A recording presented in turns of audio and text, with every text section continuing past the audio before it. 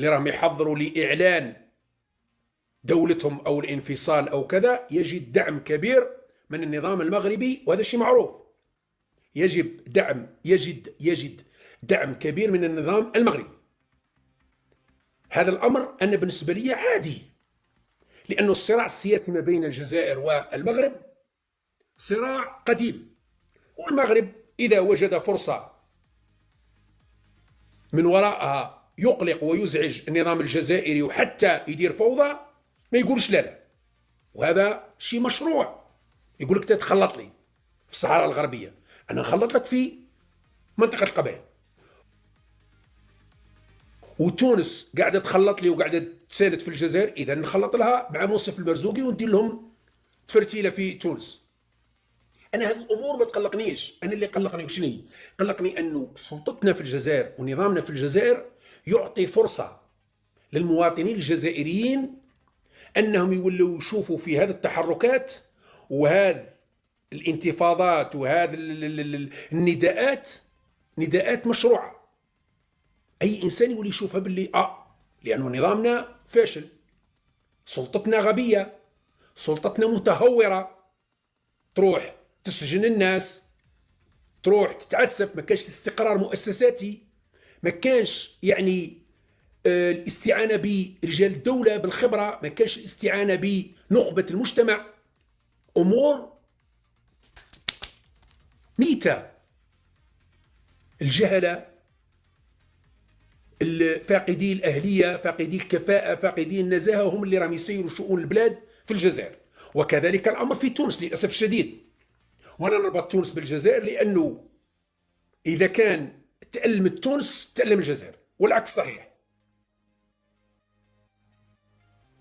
والآن في تونس فيه تحرك نقابي وسياسي كبير وكبير جدا جدا جدا.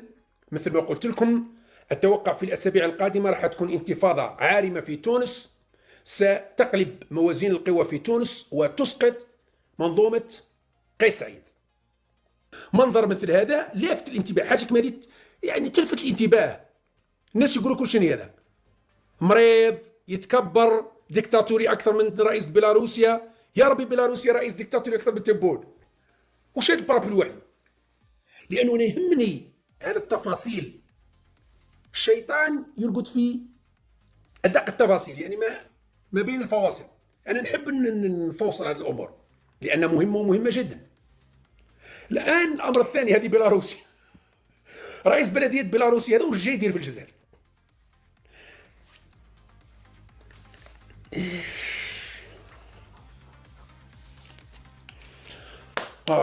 ويلي ويلي ويلي، ندوخ راسينا مرات، نتقلق ونجي نهضر نسكت. يا سي تبون، هذا رئيس بيلاروسيا من المفروض يخلصك، يعطيك رشوة يخلصك باش تستقبله، لأنه واحد ما يستقبله في العالم. هذا رئيس بيلاروسيا واحد ما يستقبله، حتى المعلم نتاعو بوتين يهضر معاه في التليفون مبارك عمره ما يستقبله، لأنه رئيس بلدية يعطوا أوامر بالتليفون، دير كذا ودير كذا، والباتريوت سقامهم ومضادات الصواريخ حطهم هنا وكذا، وانت راك الدرع نتاع روسيا جيت بولونيا وجيت اوكرانيا وكذا، وراهو حطوا حارس الحديقه.